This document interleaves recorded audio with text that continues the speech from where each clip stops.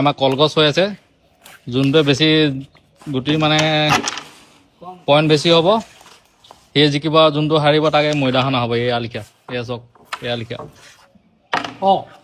বৰ্ডখন হ'ব নিদিবি তেনেকে এয়া খেল চলি আছে দেই বৰ্ড চলি আছে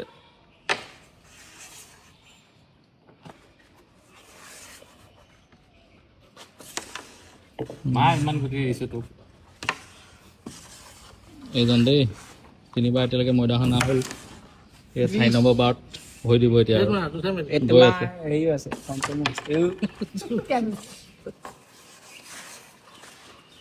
এইটো মাৰি ল কি হ'ল কলগছটো